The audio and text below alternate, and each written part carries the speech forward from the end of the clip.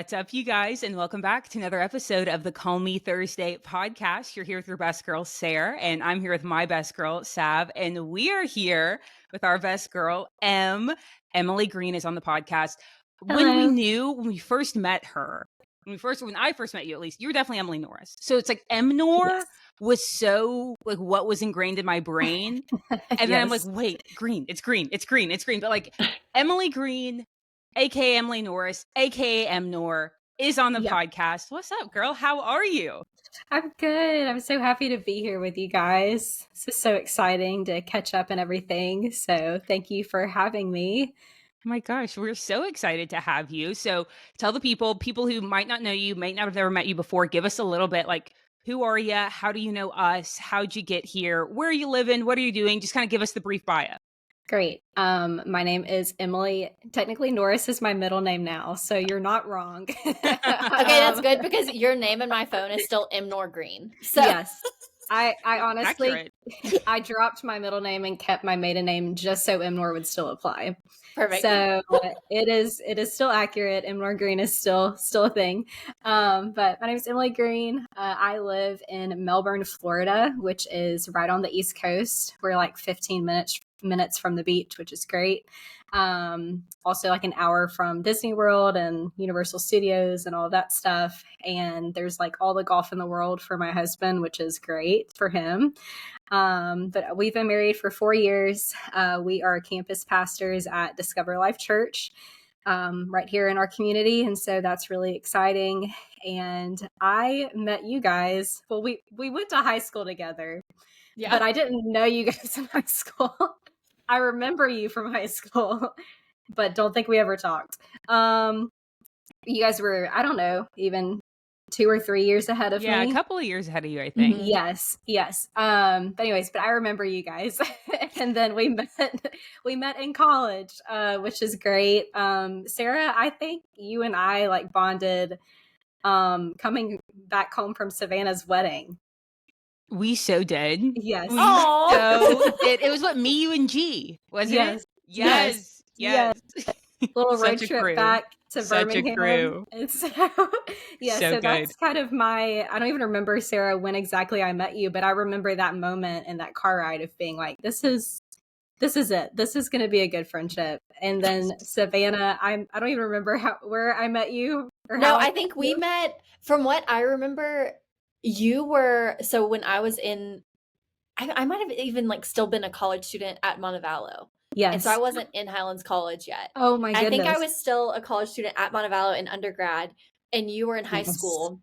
And so I was like serving on the students team, but you were one of our students, and you were like the star student who just loved God so much and with like just a very clear call of ministry on your life. And we all knew it and saw it. And I remember your senior year, the battle of you going back and forth between like, am I going to go to Highlands College or not? Like, am I going to go to like a more traditional university? What am I going to do? Yes. And we were all very happy that did you go straight to Highlands College, or did you try something else first? I went straight to Highlands College. Yes. And it was an internal battle for a long time. Can relate. It was good. It was wonderful, but wow. Okay. So we go all the way back to serving together. So so it's been a long standing friendship for sure. But we're really excited to have you on because we've been doing these monthly guest episodes on Call Me Thursday. If you guys listening haven't listened to our episodes with Heather Spinks and Scarlett Stearns, you absolutely should. They're so good and so full of just good encouragement and insight from amazing girly pops. But a conversation that we like to have with our guests is just how they relate to work. And so we'll kind of dive into that because we have spent this entire podcast, the first like probably year of the podcast, we're like, we're not going to talk about work. We're not going to talk, like, we're sick of talking about work. We're sick of complaining about work. We're not going to talk about work. And then we just kept talking about work. And so we've kind of like catered these guest episodes to be a conversation around like how you guys relate to your jobs. I know you guys are campus pastors. So is that what you do full time? No, that is on the side. Okay, well, perfect. That's a great conversation to get into then. But on the side. But you're also a self-published author, which is so cool. Yeah.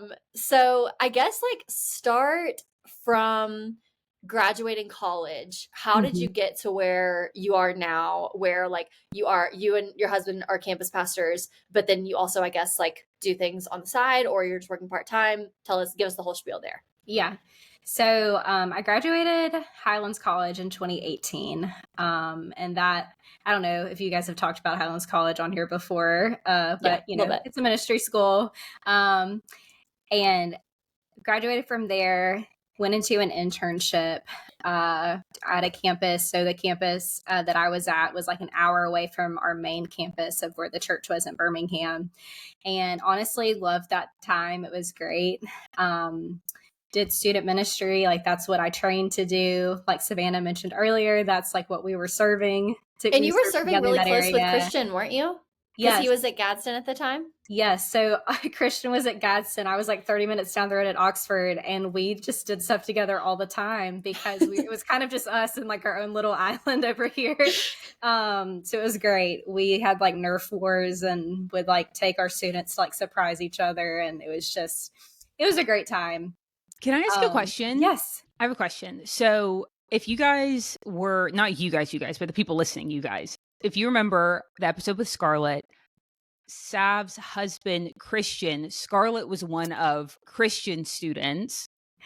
EMNOR, one of Sav's students. Did not plan this at all, but I'm just seeing these parallels. Crazy. So at any point, do you know or have you met Scarlett before? I don't think so. That's crazy. That's so funny. That is like crazy. All of like the Gadsden Oxford connections. Yes. So crazy. I know. It really is. It runs deep. The connection runs deep. Runs deep. Okay, totally sorry. That was just a little observation. Continue. I love that. I love that observation. Anyways, was in Oxford until about December of 2018, when I got an opportunity to come on staff full time with our church in an area called Grow, which was basically there to equip and resource pastors and leaders. And I got connected through Pastor Lane, who was my small group leader at the time, going through Highlands College, also a family friend. And so didn't really know like what Grow was or even like anything about that, but the door opened for that. And I started in event planning, which is not my thing. My husband would say that I'm good at it. I would say that it stresses me out and I just can't do it well. But started event planning and learned a lot, but mostly learned that wasn't for me. And so we, had a conversation. I was very fortunate. My director, her name was Katie, and she was very kind and willing to work with me. And so we sat down and she was like, hey, I know this isn't what you like to do. Like, let's talk about what you like to do. And I love to write. I love communication. I got my master's in communication a couple years ago. So that was kind of like my follow-up to my ministry degree. And so started just kind of getting into this world of like writing emails and writing content and curriculums and scripts and all of this stuff. And then COVID happened and it was like Blog Central all the way, because it was like, what else are you doing? Like all these people need information. And so just honestly loved that time. Like I know it was really bad for a lot of people, and I know that it wasn't good for the world as a whole, but specifically for the industry that I was in, it really opened a door for me to use my gifts in a way that I had never used them before, to like resource pastors and leaders in a way that I'd never thought that I could contribute to. And so it was really cool. Somehow that turned into social media and that's what I've been doing for 5 years. I've been social media manager for 5 years, which if you had asked me that 5 years ago, I would have been like, LOL, no. So are you still working for Grow? So I'm not working for Grow. Currently, it's a little difficult to explain, but when Austin and I got married, I moved from Birmingham to Florida. And they kept me on as a contract worker, they as in grow, through probably about a year. And then finally, it was kind of difficult being a part of two churches because I was still working for Highlands, but I was also like here with my husband, who is a pastor. And it was just like difficult to be a part of two different visions, two different houses. And so I was like, hey, like we got to, make a decision. And obviously we're here in Florida now. And so left Grow and came here. And they hired me to do social media for their church as well. And so I was like, great, I can do that. I'm figuring it out. And then did that part-time until May 2023 when I came on full-time. But I don't work for the church. So I'm technically not in full-time ministry, as in my paycheck comes from a church. I work for a company called Seven Bridge, which is owned by someone in our church. And Seven Bridge manages marketing and finance and business for all these other companies in our area. And one of them is our church. And Cool. I do social media full time. Part of that goes to the church. Part of it goes to a Christian counseling center. Part of it goes to a private Christian school. And then part of it goes to a local preschool as well. So kind of like all the benefits of doing like freelance social media, but with a full-time salary and benefits, which is can't complain. So so that's kind of where I am now with work.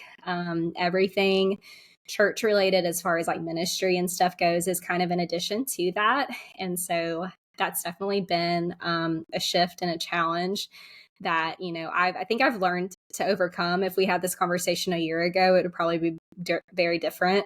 Like I literally remember like sitting on the floor in the bathroom crying because I was like, Austin, I don't know why, but I just want my paycheck to come from a church. Like I just don't consider it ministry unless it says Discover Life Church, but I learned that that's not always the case.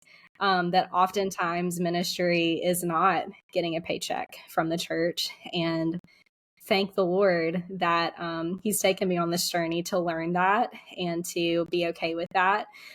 Because I think it's really freeing when you can do something on the side and then ministry is just like this added bonus in your life. It makes you a little more grateful for it and for the opportunities that you have. And so, yeah, that's kind of where I am right now.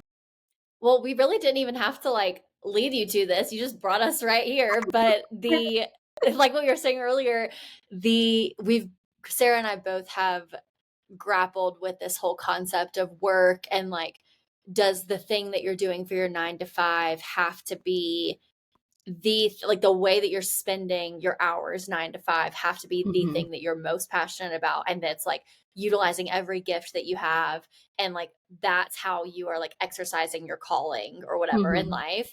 And I think we've both come to a lot of places where we're like, no. Like I've had multiple seasons in my life where I'm like, the answer is absolutely not. Yeah. And so how do you, I mean, you kind of touched on it, but like, how did you wrestle through that? Because I feel like that's a really hard place to come to when I mean, especially coming from a world of going to Bible school, when you like the expectation is, and like not in a harsh way, but just that like the reason that people go to ministry school is to like go and get placed to work at a church. And so since your paycheck is coming from elsewhere, like what did that process look like of grappling with that? And like, how did you, what mindset did you come out with differently? Yeah. I think part of it was, like you said, like it felt like I failed almost, like coming out of ministry school and then being like, oh, I'm technically not placed, or, I'm not considered a full-time minister, even though like I am like, like I am, you guys are, it doesn't matter.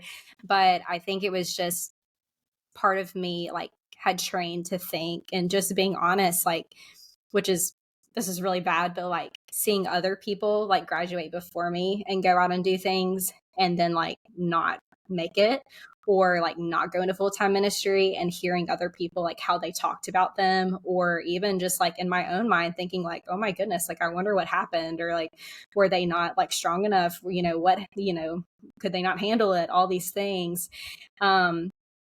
And because I thought about other people that way, I was worried that people were thinking about me that way. And so I honestly had to get over myself. And first of all, repent for thinking about other people that way, because I was like, okay, God, I'm in the middle of it right now. And it doesn't matter like what happened or why that happened, like just because something looks like failure doesn't mean that it is, like we can't label somebody else and say, oh, they failed in this area when we don't know their story and we don't know what circumstances led them to those decisions. And it was the same thing with me. It was like, the majority of these people don't know me. They don't know, my story. They don't know my relationship with Austin. They don't know what we're doing here at this church. They don't see what goes on after the 9 to 5 and all of that.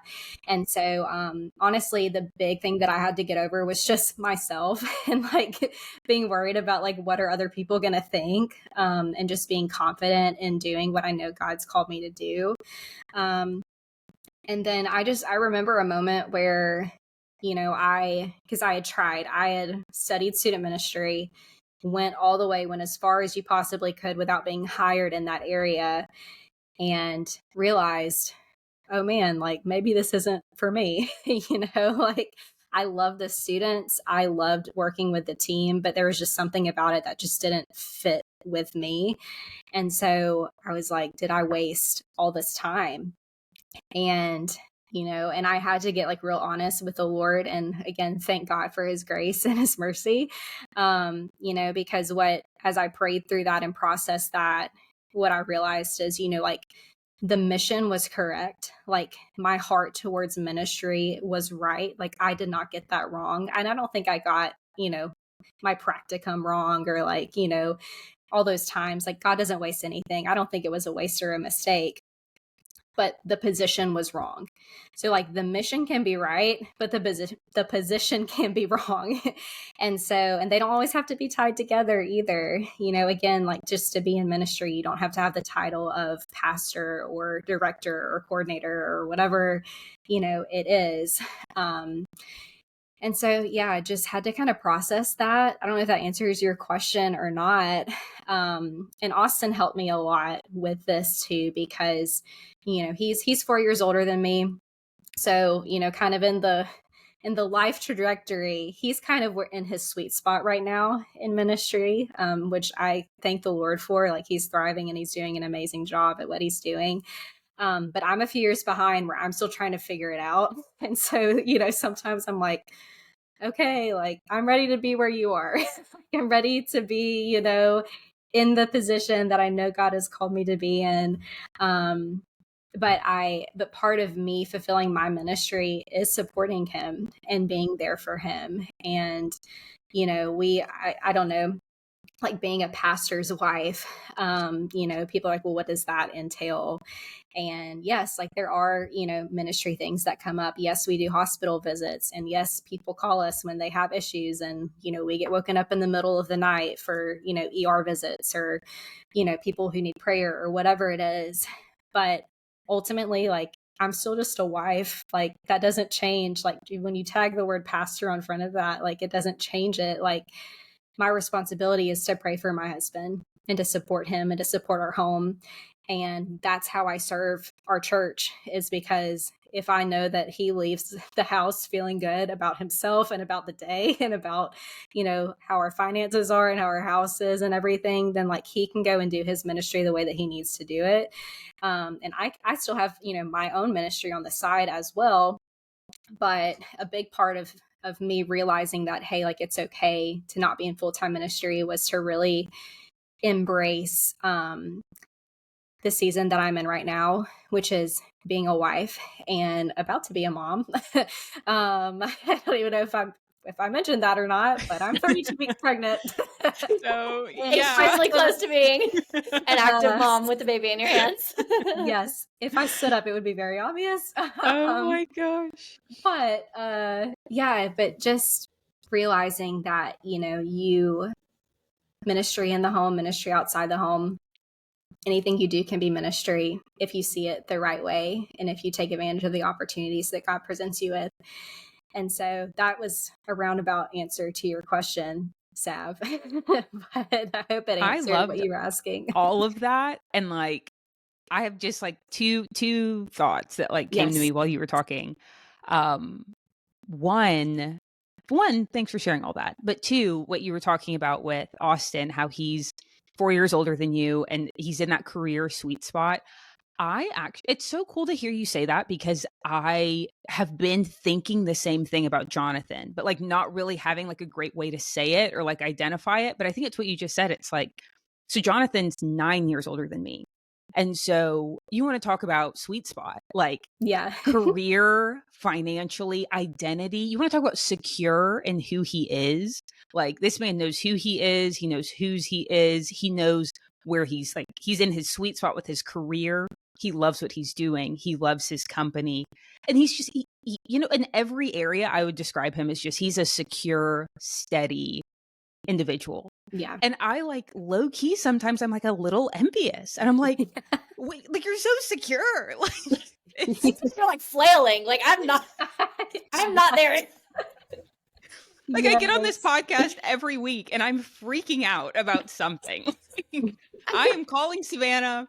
Literally, I mean, last week I called her, I was screaming about something. I'm like, I need to be muzzled. Like I have lost, like I'm freaking out about something weekly. And I'm like, how did you like, but even in like, not even emotionally or career, but like finances, all these things, like having a partner that's so like ahead of you, it feels like, but then it's like, well, duh, he's been doing this. In your case, 4 years longer. He's been doing it in my case, 9 years longer. Like that's like, duh. Of course he's, you know, he's worked through a lot of the like mental, emotional, spiritual things that I find myself processing and working through. Like he did that already. And like, praise God for it though, too, because like to have someone that you love and you trust process those things with you is really, really cool. Yeah.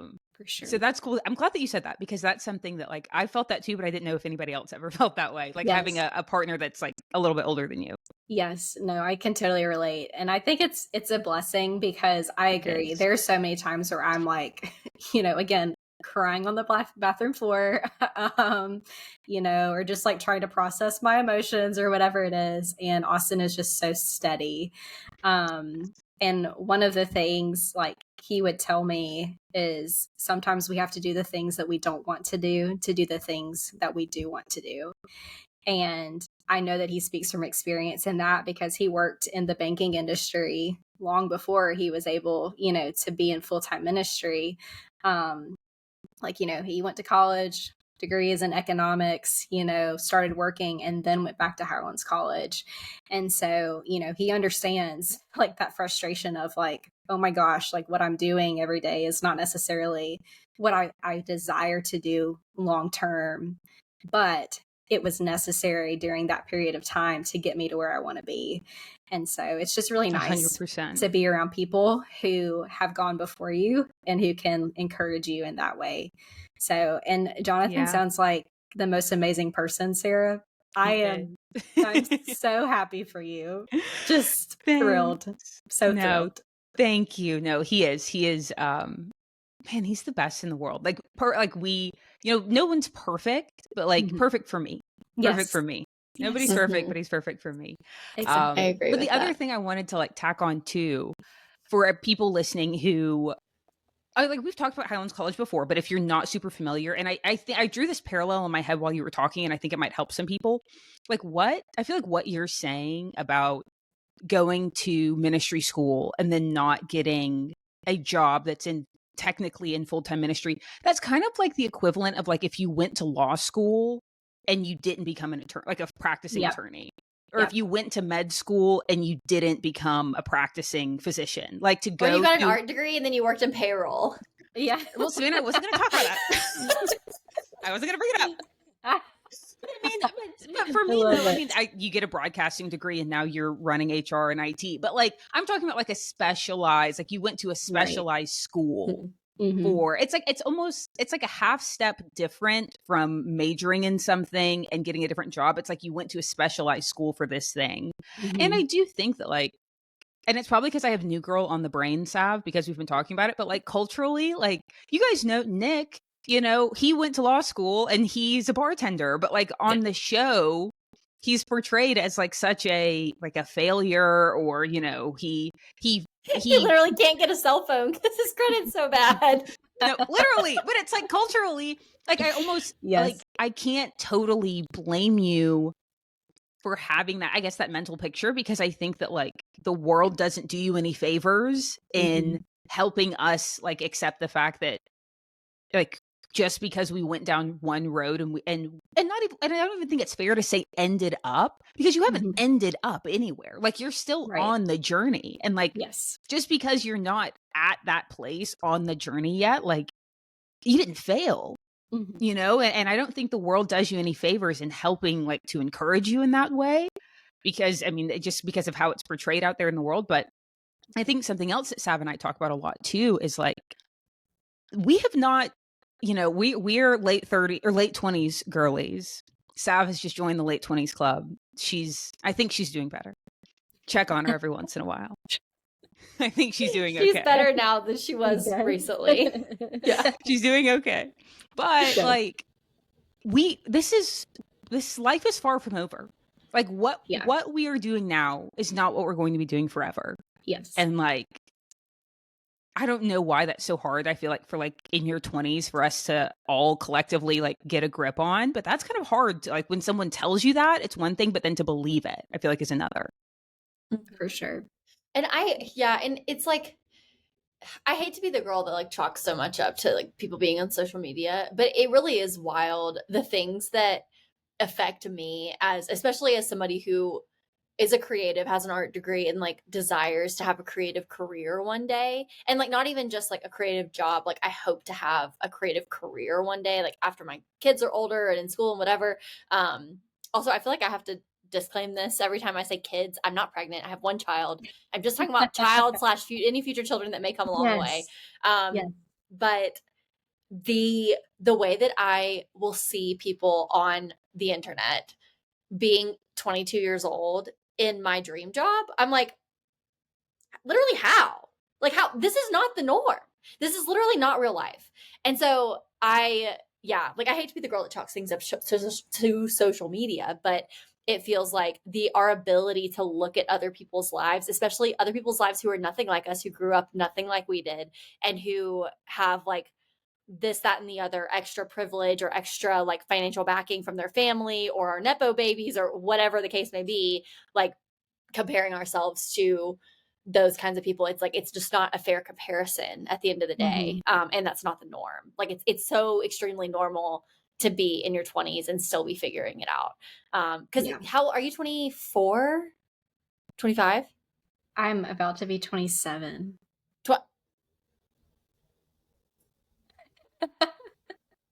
What year did you graduate high school? 2016. Oh, okay. For some reason, I was thinking that you were a couple years behind that. Okay, well that tracks then. Well, thanks. So okay, so then, but even I'll take that. But when I'm thinking about like 24-year-old Emily Norris Green, compared to 28-year-old Austin Green, like. In my life, I just turned 28. The difference between 28-year-old Savannah and 24-year-old Savannah is like a drastic difference, So there's just so much growth and like metamorphosis that happens to us in our 20s. But I love that you were touching on the campus pastor, or the being a pastor's wife stuff too, which I would love for you to dive into a little bit deeper, because I think that there's a weird cultural stigma, kind of what you touched on around like what it's like to be a pastor's wife, and like how the world might perceive a pastor's wife as like just being like cool, calm, and collected, pretty pastor's wife. Like, I don't do anything. I'm just here to support my husband. Like, and there's absolutely nothing wrong with that if that's what you feel called to do. But I think like it's extremely evident that there's a call of ministry on your life as well as an individual and as a woman. So like, have you had to grapple with that at all, with like knowing that you are called to do big things for the kingdom of God? And also, guys, you guys that are listening, if you're like having a hard time with this language, just like you can equate this to like something purposeful, if like whatever feels most relatable to you. But have you had to grapple with that at all as a pastor's wife, and like feeling hidden in that sense? Or I don't know if you've dealt with any of that, but I would be curious to know. Yeah. Yes to all of the above. When Austin and I got married, I was 23, and he was already an associate pastor at that time. And so, like, coming into a new church with new people, and people saying like Pastor Emily or whatever, or just, I was like, I'm like barely out of school, like I can't even rent a car yet, and like you guys are like, coming to me for marriage advice and like just random stuff. And it took a lot of like dependence on like the Lord for me, because I was like, I'm not ready for this. I always knew that that's what I wanted. I believe that, God put this desire in my heart, and that he prepared me and created me to be in the position that I'm in right now with Austin. And so I never felt inadequate, as in like, I can't do this, I'm not prepared to do this. Like, I felt prepared. It was more like my age that was an issue. And then like my gender, like just being a woman in ministry, which I'm thankful to be a part of a church that, believes in women and empowers them. But not everyone sees it that way. Not everyone in the church sees it that way. And so that's also been another battle is, when you have the opportunity to speak or to share a message, or, to write a book and, promote it or whatever it is, like some people are like, oh, well, you're a woman, like, can you really do that? And it's just, that's something that, kind of takes the wind out of your sails almost. Cause you're like, man, like, this is good. Like, God believes in me. My husband believes in me. My church believes in me. But then there's like this one person that like doesn't believe in you. And it's like, why does that one person matter so much to me when all of these other people and all of these things that should matter way more, are supporting me? And so, that's kind of been like a big obstacle that I think I've had to overcome, and I'm still overcoming, because as a woman, when you say like, I want to be a pastor, I want to be a preacher, like there's kind of like this stigma of like, oh, whoa, okay, like hold up. But if I was a man and I said that, no one would really think anything of it. And so that's just the reality of the culture that we live in. Another thing is boundaries. Having to set boundaries with people has been very difficult. And sometimes I wonder if I err too far on the side of I set too strict of boundaries with people. But it really is one of those things where, I can't share about some things that are going on with just anybody. Now, I have my people, I have my mentors, like I will share, stuff about my marriage and stuff about my family and all these things. Like, it's not like I'm not sharing with people, but it's like I'll go out to coffee with people from the church, and they'll like lay out their like life story to me, like everything. And then they'll be like, so like, what are you going through? Or like, what's happening in your life right now? And I don't want to be fake and be like, I'm good, praise the Lord. But like, also it's like, okay, like it's good, but like I can be honest to a certain extent, but there are some things that I'm just not going to share about. And that can come across as fake sometimes. And so again, it's like that worry of, I don't want to appear false. I don't want to appear inauthentic, but I also have a responsibility to protect my marriage and to protect my home and to protect my husband. And so, you know what? Like, I'm not going to invite everyone and their mom to come over to my house, because like, this is a sacred place for us. I don't want everyone and their mom knowing where I live and like what street I'm on, and that's, again, might just be personal preference for me. But that changed because I used to be like host, have people over all the time, like open book, share everything. And then, when this position kind of came in, we had to reevaluate, our boundaries and how we were going to present ourselves and share with people. And I'll still go get groceries and like a t-shirt and Nike shorts and no makeup, like 99% of the time. That's what I look like. Like, I'm not really worried about that, appearance wise, so to speak. But it definitely does require boundaries that I had to learn the hard way and that I wasn't prepared for. But 4 years into it, I think I'm getting a little better at it. But it's still hard because you want to be relatable to people. Yeah. Well, and like that's so fascinating to me because I was listening to something the other day and the host was like, there is nothing worse than when you've said too much. And like you've said too much. And that is so relatable. Like I will think about it for not even if I say something dumb or if I would like I can get over that relatively quickly. If it's something embarrassing, I can get over relatively quickly. But like when I have overshared just details that I didn't need to share. Yeah. Like in the name of being open and honest and whatever, like being like some of the biggest like conversational regrets I'll ever have are too much transparency with the wrong person at the wrong time on the wrong subject. Yes. But like, I think for me, it comes from a place of, I think a massive like health check for me is like, I don't have any secrets. Like I'm like you, like open book. I'll talk to anyone about anything. I got nothing to hide, whatever. But then it's like, but also boundaries. Like I have nothing to hide, but like I also can't tell. There has to be wisdom in that. Yeah. So I don't totally get what you're saying, but I feel like even getting ready to walk into marriage, like I'm sure you guys have both had this experience of like, it's not just my business anymore. It's our business. And like, would I want him telling someone else this about me? Well, then, okay, I can't tell anybody this about him, and like protect, like you said, like protecting each other. So you said you kind of learned that the hard way, like kind of talk. I mean, and this is like me asking you for like insight, advice, whatever you want to call it. Like, how did you, because I feel like we're both pretty similar in that, like we connected over a 45-minute hour-long car ride. Like we'll spill our whole hearts, like I will tell you my traumas in the first 10 minutes of meeting you. Like I'm a sharer. So like, how did you go from that to, oh crap, like I got to think about this more before I speak? Like, what was that like?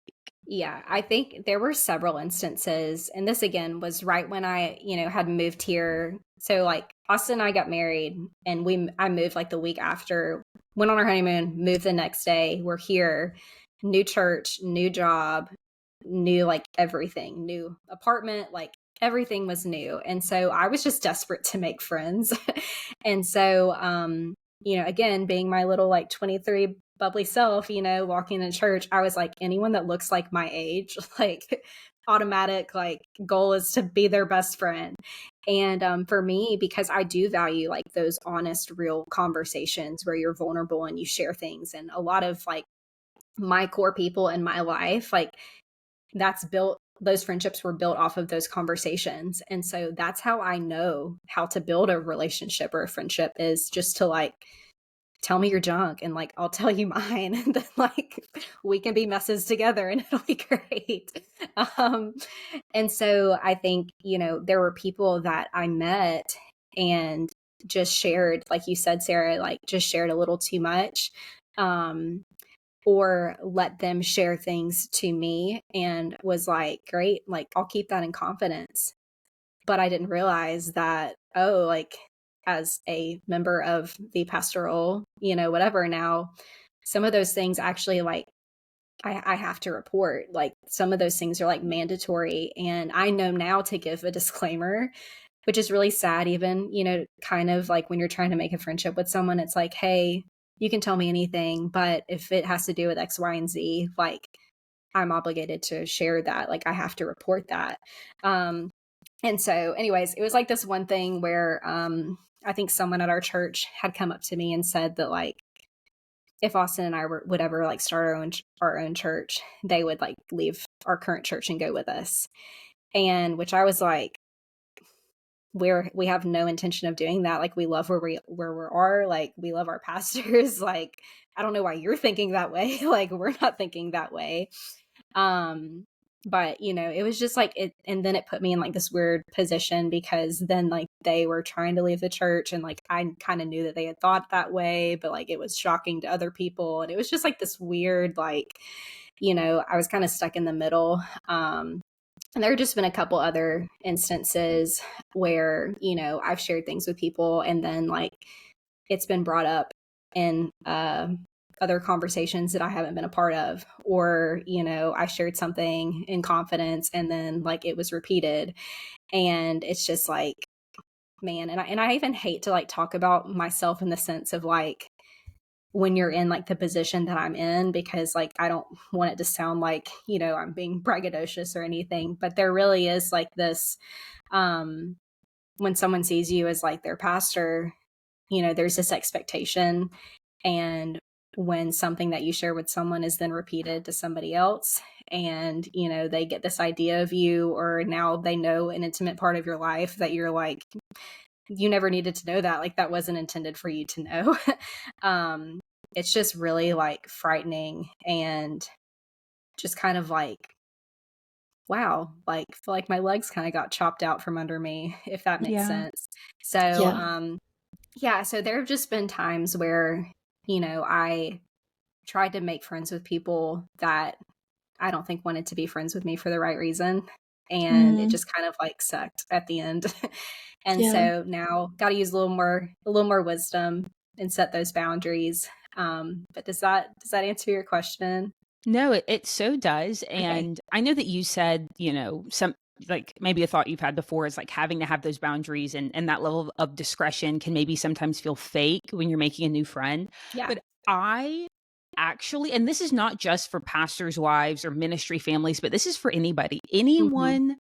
Number one, anyone who thinks they're entitled to know anything, buzz off. Like that to me from jump, like buzz off. And I actually, I think that like some of the like people who are closest to me, like I'm talking like not just my, obviously take my family out of it, but like my friends like Sav, G, like my other bridesmaids who I'm that close to, when any of them ever say like fill in the blanks going on with my family or fill in the blanks going on in my life, like can't really share a ton about it, I respect that actually so much, because you know what that tells me is that if I tell you something in confidence, you're not going to go tell someone else.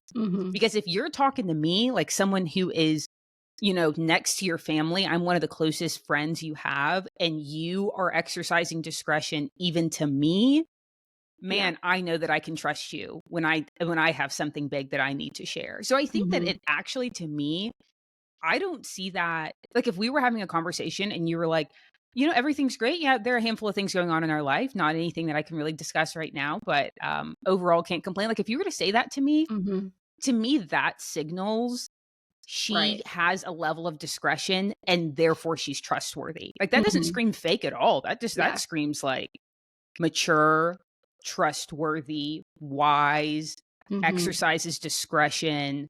Like, so, and anybody who reads it as fake, like they don't need to know anyway. Like they're missing it. It's going right over their head. If they think you're being fake about it, it goes right over their head. They don't get it.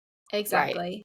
Exactly. And like that's such an important oh no, I was just gonna say that's such an important distinction too between like discretion and being fake. And like I think that especially people who have any level of bitterness towards the church or church leadership or whatever, like we talk about this all the time in terms of influencers and how people who anybody who has more of a public life, whether it's on the internet or like they're on stage on a Sunday, it's like the people feel entitled to know so many things about their life. We always talk about it in terms of like people who have kids and they're still doing a million things with their career. It's like everybody is demanding to know if you have 5 different nannies. It's like they have no obligation to tell you that. Like it's really none of your business. But I just think that's such an important distinction to make, because you setting boundaries and like learning the wisdom to have discretion for your marriage and for your family, like that doesn't make you fake. And anybody who's listening to this who feels like they always feel like they have to spill their guts to anybody and everybody that they have a coffee or a lunch date with, like there actually is a lot of wisdom in like giving that stuff space and time and like letting those friendships develop and letting the trust develop before you actually share stuff like that. So I think that's really cool. And that's like just a good thing to point out as a family that is in church leadership, to just like give clarity to that, So That's really good. But I want to pivot a little bit and talk about your book because I'm so absolutely, she's like, okay, don't stop begging. I'm just so curious, like, how did this come about? What was the process like? Because you self-published. And so just like, tell us the whole spiel. Yeah. So this book idea originated in 2020. So it took 4 years for me to like get it from ideation to published. Wow. And so typically I think the statistic is if you write for 30 minutes a day for 3 months, you can write a book. Clearly I did not do that. I would write for like a week and then would take like 6 months off and then would start again. But I think I just had to be flexible because again, during that time, like I got married in 2020. And so like all these things that we've been discussing have happened like in that 4-year period. And so just a lot of life change. And so I think one, if anyone's listening to this and they're interested in publishing a book, I'll probably touch on that in a little bit, but I just have a huge passion for people who feel called to write books or just have like a book idea in their minds, because I think that everyone should write a book. But again, we'll probably talk about that in a little bit. But yeah, this book is called Pursue Daily, and it is 13 characteristics found in the Bible for Christians to pursue. And so the whole idea of a pursuit or to like something to do every single day is one, like make it simple. Like went to ministry school. We've already established that. Read all these books about like apologetics and theology and this really deep stuff that was fascinating to me. But also I was like, where's the simple stuff at? where are the books that I can like read and understand and don't have to like study and reread 7 times to get it. And so I knew that whenever the idea for Pursue Daily came up, I wanted it to be simple. That was really the whole idea. Like if I could describe it in one word, I would put simple, because I just think sometimes we tend to make things a lot more difficult than it has to be. we make, learning about God or reading our Bible a lot more difficult than it has to be. And there's so much information out in the world right now. It can almost be information overload when you're trying to figure out like, what does this word mean? Or what does this Bible verse really mean? And so I was like, let me just, how simple can I make this? And so that was really the driving force behind Pursue Daily. But the whole concept of pursuit came from, like just because you're married to somebody doesn't mean that like you don't have to pursue them anymore. So like when Austin and I were dating, like he would pursue me, I would pursue him. But once we got married, it wasn't like that stopped. Like we still have to work at it. And I think sometimes we can look at Christianity that way, where it's like, okay, I have my relationship with God. I'm in a good place. I can back off now. Or like, I found God. Great. I'm saved. I'm not going to, why worry about it? But there are still things that we have to do. And there are things that the Bible promises that we have through Jesus. So like love and joy and peace, like these are things that we already possess. Like we don't have to like do anything to get them because they come through Jesus. And if we know him, then we have those things in our lives. However, just because they're there sitting on the shelf, doesn't mean that, it's not still our responsibility to go and, dust it off every now and then, or like remind ourselves of like, hey, like, I don't have to be worried about this. Like I have peace, or like, hey, like, I don't have to respond to that in like anger or hatred. Like I can respond to this out of love. And so, it just gives like 13 topics that, we have as believers, but we still have to put some work in every day to remind ourselves of those things and to live those out. And so each chapter talks about what is it, why do I need it, and how do I get it? Like just as simple, easy, like literally those are the subheadings of every chapter. And that's it. Because again, I wanted it to be as simple as possible for people. But the whole writing process, that was me talking about the book. I don't know if that's what you wanted, but I will also talk about the writing process if you would like to hear that as well. Yes. So yeah, like I said, it took me about 4 years to finish it, like writing, editing, all of that. And as I was getting close to finishing it, I knew that I wanted to publish it and would still love to one day like sign with a publisher. Like that would be great. But as I was getting close to being done with Pursue Daily, I just sent out an email to like every author that I could find on my bookshelf. Like I just like, you know, like found their information or whatever their like agent was or their contact form on their website or whatever. And I would just say like, hey, I'm Emily. I'm a Christian author. I just finished writing my first book. Like I'm really interested in being published. Is there any wisdom or insight that you can give me? And like, just like blanket sent it out to all these people. And one author got back to me. And so I was like, thank God for this author. So I spoke with her on the phone and we were talking and honestly left that conversation feeling a little defeated because she was like, yeah, so, you know, I started writing blogs and then, you know, my blog got the attention of an agent, but they wouldn't publish me until I had like an email list of like 5,000 people. And Holy she was cow. like, I know. And she was like, nowadays, you know, like that's the standard is like an agency won't even look at you unless like you can hand them a list of 5,000 people who you have contact information for that, you know, will like buy your book. And I was like, well, I don't have that, you know, like I went on a purge on Instagram and lost like 1,000 followers. So like, I'm not even where I used to be. Like barely at 1,000 people. And half of those are probably spam or bots or whatever. So we can't even count that.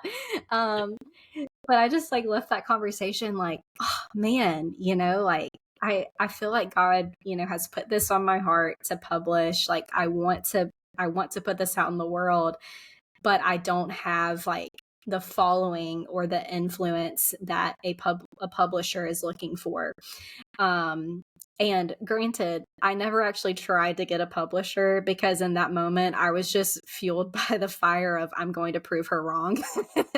And so I like didn't even try. I was like, you know what? I'm going to self-publish. I'm going to do this well. And then I'm going to help other people self-publish their books too, because I don't want anyone to ever hear what I just heard and to feel like they can't share about what they've gone through or share the insight or the wisdom or the knowledge that they have. And so I like didn't even try to go the publisher route. I just stuck to self-publishing. And I self-published through Amazon, which is honestly so easy and so great. Does it take like, if you're willing to say, does it take a big like financial investment up front? No. So I spent, because my book was like a Bible-based book, the most money that I spent was on a theological editor because I was like, I can deal with a period being out of place. What I cannot deal with is printing heresy. And so I was like, if we're going to invest anywhere, we're going to invest in someone reading this book and make sure that I'm not printing stuff that is like completely false or like not in line with scripture. And so that's what I chose to invest in was that. And then I think the only other things that we paid for were like a cover designer. I have a friend that does graphic design who I worked with at Grow. She's amazing. Her name's Beck. And she did my cover design for me. And so, kind of used my connections a little bit there to do that. But I did the editing. My parents helped me out with my editing as well. But I did the bulk of it. And then I did the formatting for printing, like all of that stuff. Which really wasn't that difficult. But what I love about Amazon is they print your book to order. And so you're not like paying up front like $1,000 for 500 copies and then you have to go out and sell them yourself to make that money back. You just upload your stuff and then as people buy it, you get paid. So it's pretty nice. That's so cool. Yeah, so it worked, for this first book, and I would recommend that to anybody who's like interested in writing or publishing a book. I would definitely look into Amazon. I'm not a paid partner or anything like that, or I'm not an Amazon affiliate. I just genuinely think that it's a great setup that a lot of people don't know about when it comes to publishing. Yeah, so that's kind of the route that I took. And then, ordered a proof, got it sent in, had to order a couple proofs to get things figured out. Because again, I did the formatting myself. I didn't hire anyone to do that. But I'm really happy with the finished product. So I think it worked out well. But that was kind of the journey from start to finish. How cool. That's Yeah. so amazing. cool. You're a self-published author. And then talk a little bit too about, you went through this experience, you heard kind of your, like that first kind of no, or that door that appeared to be closed. And then you've gone down this road and now you have a book, which is so cool. Mm-hmm. And we will definitely be linking Pursue Daily in the show notes. You guys have to check it out. But how now you have this kind of idea and heart, and it's morphed into something, it sounds like even bigger than your book. Like you want to help other people do the same thing. Mm-hmm. Yes, absolutely. And that, again, I think it all came through this like experience of, having to do it myself and then being able to do it. Because I think, again, just to drop like some statistics, it's like out of the 97% of people that start writing books, only I think 60 of them, like 60 out of 100, or no, 60 out of 1,000. I should have written this down so it could have been accurate. It's something crazy. It is, okay, it's 60 out of 1,000 actually finish writing the book. And then of those 60, only 3 of them actually publish it. So it's like a very, very small percentage of people that start, like even have the idea of a book, actually see it all the way through to publication. And that could be part of, because like self-publishing is now just kind of, really like ramping up. I mean, it's been around for a while, but I don't know if a lot of people know about it and know that it's like such an easy like tool that's available to them. But yeah, I think that's so sad that people have ideas or concepts, and like even if like they're not like a Christian or not a believer, like I talk about it through that lens because that's just my personal experience. But I mean, anyone who has an idea for a book, I'm like, go for it, because, the world needs to hear what you have to say. And I think that we, Sav, creative-minded people, we just have this awful tendency to compare ourselves to other people, and also think that because someone else is doing the thing that we want to do, we cannot do it anymore. Like there's no room. And I just had a thought one day. I was like, man, what would happen if like doctors or teachers thought that way? Like what would happen if a doctor was like, true. You know what? There's already another doctor in Melbourne. Like I can't work here. Or someone else is already researching cancer treatment. Exactly. So we can't do that. Or like, you know what? There's already another person teaching 7th grade in the state of Florida. So like, I can't do that anymore. Like it's so dumb. And like, we think that way when it comes to books or to art or to whatever it is. We're like, well, someone else just wrote a book about, doesn't even have to be the same topic. It's like, that was directed to teenage girls. And now like, I can't write a book because there's a book, in Books A Million that's directed to teenage girls, or like whatever it is. Like we just have like this awful like sense of comparison. And it's like nobody else thinks that way. like nobody. No other career thinks that way.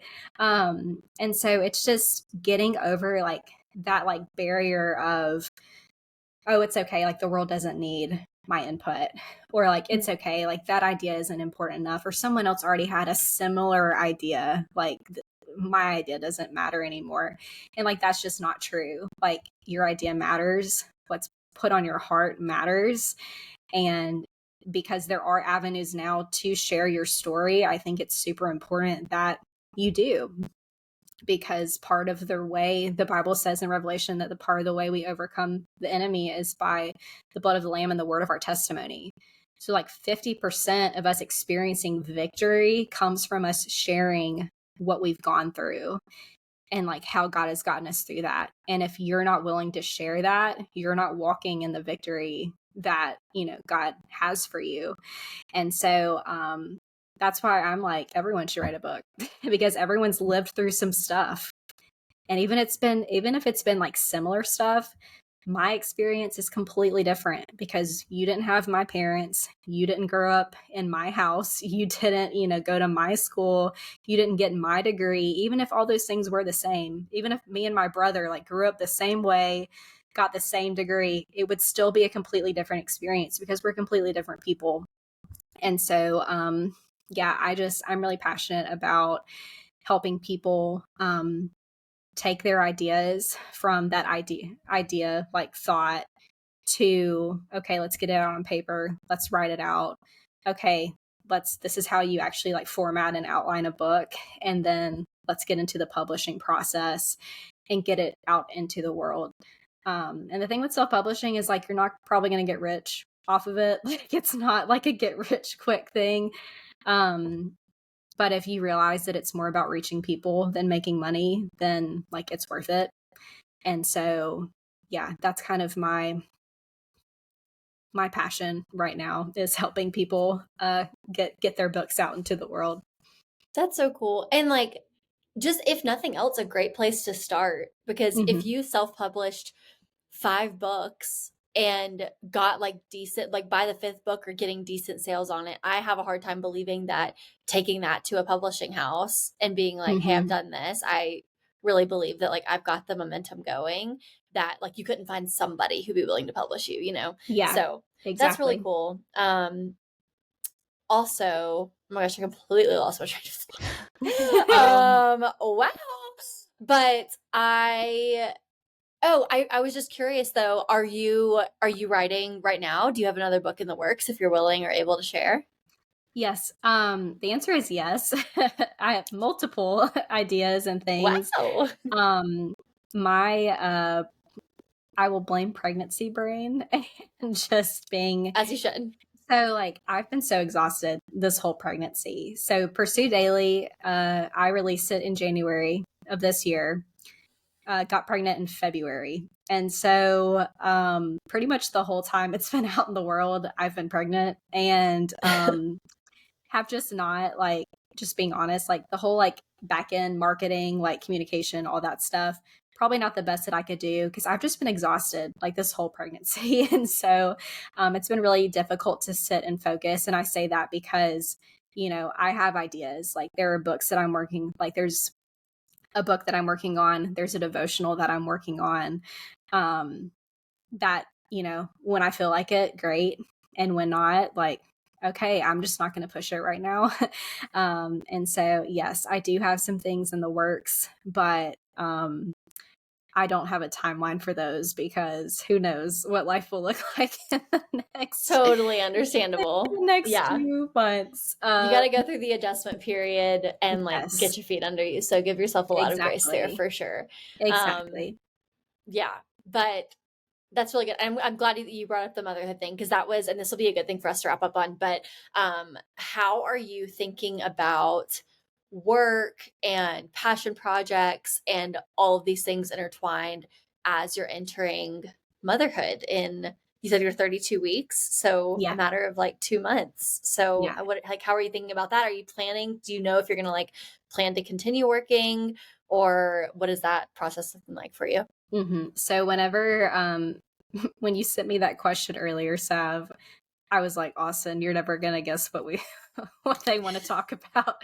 And he was like, oh Lord, here we go. Because this has been the struggle of my life. Just like having to think about it and process it and just, it just stinks to be in the position of where like, you just don't know what you want and you don't know what you can do.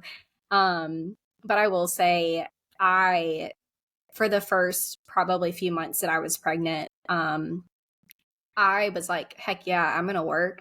You know, like Austin and I in premarital, the guy that did our premarital was like, you guys need to discuss right now, you know, if Emily's going to want to work when she has kids or not, because like, you know, you're going to have to prepare for that if she doesn't want to, and you don't want that to be like a major conflict when you guys do get pregnant and, you know, you now have to figure this out. And so when we talked about it, you know, 4 years ago, I was like, heck yeah, I'm going to work. Like, that's fine.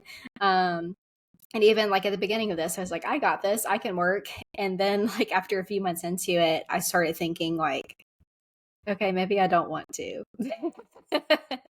Maybe I just want to be a stay-at-home mom and just let that be it.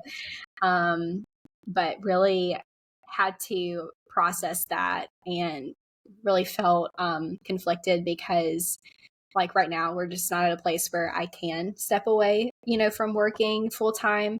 Or that's not true. I could work part-time, but either way, you know, like health insurance, all those things that are like, blah, like that are just, you know, unfortunately necessary. You know, it was like, okay, I do feel like I want to be a mom 100%. I want to be present for my child. And I grew up with a stay-at-home mom and loved every minute of it. She was always there for me, like every class party, every field trip, picked me up every day in Carline, like never rode the bus. There was one field trip. I remember one field trip where she couldn't go and I was like miserable the whole time because it's like, where is my mom? Which looking back, that might be a bad thing. Like probably had an unhealthy dependency on her. But I loved having that. And because that was my experience, like I wanted to be able to give that to like our child as well. And so all of that to say, I just felt really conflicted and finally was just praying about it one morning, was like, God, like you have to help me figure this out because like, I don't want to be dumb. Like, I don't want to just quit my job and then be like, well, what do I do? Because I work from home. I have flexible hours. Like it's really like the perfect setup to be able to work from home and have a kid. So, you know, I was like, I can't just give this up, but I was like really close to it just emotionally, not like actually going to do it, but in my feels I was like I can't do this anymore. But at the end of the day, you know, I got to this place where I was like, you know what, like I've never been a mom before, so I don't know what I'm gonna want. Like I'm not gonna make a decision right now based on what I think I will want because I don't know. Like I say right now that I think I want to be a stay-at-home mom eventually. But I could be 3 months into it and be like, oh, dear God, like, get me out of this house. Or, you know, like, I need to go to an office or whatever, you know? And so that just really took the pressure off of me because I don't know why. Like, I felt like I had to make this decision about my job before I even knew what I wanted. And so, you know, I'm right now, nothing's changing. Like I just made the vow of like, I'm not changing a single thing about my work, about my life. Like none of this is changing until, you know, we get into this and until I see where I'm at. And then we can reevaluate because maybe one day, like I do think that that's probably the desire of my heart because it's there. You know, like I want to be a stay-at-home mom, but eventually, you know, it kind of goes back to the whole thing we were talking about with career earlier, you know, like sometimes you have to do the things that you don't want to do to do the things that you do want to do. And so just because I'm working right now doesn't mean that I won't be working, you know, one day in the future. You know, like when baby is older and, you know, can remember more, like maybe that's the time that I, you know, stop working and I'm more available or whatever. And so, to answer your question, I am still going to work, but it has definitely been a very hard thing for me to process and come to terms with. But I'm also open to if things need to shift and change when we get there, like we're open to that. But I'm not going to make any decisions prematurely and then have to deal with the consequences on the back end. Yeah, I think that's really smart. And I remember when this all like tracks with the timeline of our conversations a few weeks ago when you texted me and was like, hey, can you like explain this whole thing to me about like how you're dealing with childcare and whatever. And so the encouragement that's helped me so much in the most recent months has been that like for most people, this stuff is so seasonal. And so like I've been spending the past 6-7 months as a stay-at-home mom just doing like very light contract work, but I'm kind of at a spot where I'm like, okay, my son's a little bit older, like he's I watch him play with other kids and have so much fun, and he's like getting a lot more independent. I have an itch to be back around adults again. And so like we might be entering a season soon where I am working again. But then like if we end up having a second child in the next couple of years or so, then like who knows? But you're so right that like you don't know what's going to change about yourself when you become a mom. And you don't, and like, I mean, you are a mom as we're speaking, but like when you're holding that kid in your arms and as they start to grow and change, like you just don't have, I never thought I would want to stay home. Like that was never a thought that crossed my mind until I had Calvin. And so you're totally not alone in that. Yeah. Yeah. For sure. Well, this was awesome. And This you're was amazing. awesome. You're like everything you're saying is just giving grow up, you know, like it's giving to the audience. Everybody just grow up. Like EMNOR, she's grown up. She's mature. She's mature in her thinking. She's mature in her emotions. And I'm just proud to be your friend. We are, and we've been talking a lot about growing up on this podcast. I mean, really like all summer into the fall. Yeah. It's just the gals are growing up. We are, my current, favorite quote is like, what are you willing to give up to be great? And what are you, sometimes we have to do the things we don't want to do the things we can do. It's like all these, Scarlett was on not that long ago, and her whole thing was like, sometimes you just got to put your big girl pants on and just like do stuff. And I think that it's cool that a lot of the gals that we've been bringing on have just embraced that, like, life is beautiful and joyous, and there's love and peace and all of these things. But there's also things that are challenging, and that doesn't make life any less great. Yeah. But we'd be silly not to look the challenges in the face and, face them head on, knowing that, the real wind in our sails, the power of the Holy Spirit and all that good stuff. And I think that everything you said is super aligned with like stuff that we've been sharing a lot with our audience, that our other guests have been sharing a lot. So thanks for adding to the conversation in such a unique way that only you can, because you're absolutely right. There are a million people who all do the same thing, but only you are going to do it and speak about it exactly like you. There's no one else who's going to do it like you. So I'm so glad that you added your voice to our conversation. Thank you guys. It's been so fun being here with you and hearing about you guys and getting to catch up a little bit. And again, thank you so much for having me on. I don't feel worthy to be on here with with you guys and with the other guests that you've had. I'm like, okay, sure, or like I'll chat. Sure. No, I love it. I love it. Well, we always like to wrap up our episodes with what we are excited about in life. So what are you currently excited about? Baby. Duh. Yeah, like, sorry, my answer for everything right now. But no, for real, definitely baby, nursery, all that stuff, getting a minivan. Oh yes. I'm diving in. I'm diving in. I am Give me the minivan. I am ready for a minivan. Let me tell you what. That's amazing. Yes. Yeah. That's amazing. Sarah, what about you? What are you excited about? Well, when you guys are listening to this, I will be a newlywed of like 2.5 weeks. So because this comes out like whenever you guys are listening to this, it's past October 5th. I do know that. So I will be just shy of a month married. And so this is like me talking to future Sarah. Future Sarah, I don't know what you're excited about, but I'm sure that every bit of it's amazing and wonderful and blissful. So me and future Sarah are pumped for whatever's coming in our first 3 weeks of marriage. So. That's crazy. That's the first time that you've said on the podcast, like, by the time you guys are listening to this, I will be married. Yes, that is correct. Wow. Crazy. So I love exciting. It. That is so exciting. Well, I don't have near the things to be excited about that you guys do, but I'm excited for Sarah's wedding. I leave for Birmingham in a week to come to the wedding, so I'm very excited about that. I'll get a whole like whopping 8 days in Birmingham to see lots of friends and do lots of celebrating, and it's going to be a blast and a half. So that's what I'm excited about. But Well, let's wrap this up, guys. EMNOR, thank you so much. Seriously, we love you. We're so grateful for all the wisdom that you shared, and I know our audience is going to really, really love this. So, thank you guys for listening to another episode of the Call Me Thursday podcast. Be sure to follow us on Instagram at Call Me Thursday podcast, like and subscribe on YouTube, and follow us on your podcast app so you never miss an episode. And as always, be sure to leave a 5-star review and let us know why you're loving the pod. So, Sarah, I will call you Thursday.